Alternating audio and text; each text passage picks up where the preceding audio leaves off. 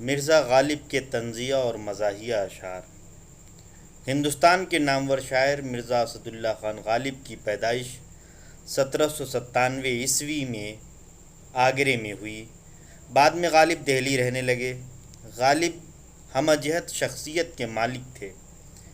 غالب نثر و نظم دونوں میں اپنا منفرد مقام رکھتے تھے۔ غالب کا انداز بیان بڑا انوکھا تھا۔ نہ ان سے پہلے کسی نے وہ انداز اپنائے اور نہ ہی ان کے بعد کوئی انداز اپنا پایا۔ غالب کی شاعری میں جہاں فکر و فلسفہ پایا جاتا ہے، وہیں ان کی شاعری میں طنز و ظرافت کا پہلو بھی نمایاں ہے۔ غالب ہنسمکھ انسان ہیں، اسی وجہ سے الطاف حسین حالی نے انہیں حیوان ظریف کہا ہے۔ غالب کو پڑھتے ہوئے ایسا محسوس ہوتا ہے کہ کسی زندہ دل، حاضر جواب اور بے تکلف شخصیت کی مجلس میں ہم بیٹھے ہیں اور اس کی باتیں وقتاً فوقتاً ہمیں غالب نے اگر ٹھان لی کہ انہیں طنز کرنا ہے تو اب ان کے سامنے کوئی بھی ہو، وہ ہر ایک پر طنز کر سکتے ہیں، چاہے اس میں ان کی اپنی ذات ہو، جنت ہو، دوزخ ہو، فرشتے ہوں۔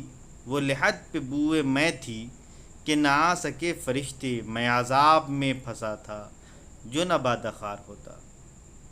عشق کے بارے میں غالب کہتے ہیں کہ عشق نے ہم کو نکما کر دیا، ورنہ ہم بھی آدمی تھے کام کے۔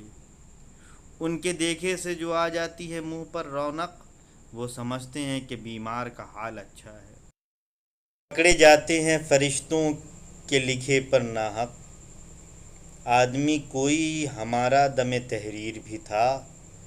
زندگی اپنی جب اس شکل سے گزری غالب، ہم بھی کیا یاد کریں گے کہ خدا رہا۔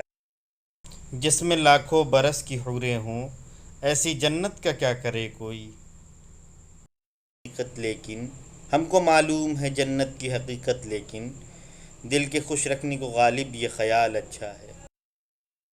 کو اچھی لگی ہے تو لائک، سبسکرائب اینڈ شیئر ضرور کریں۔ شکریہ۔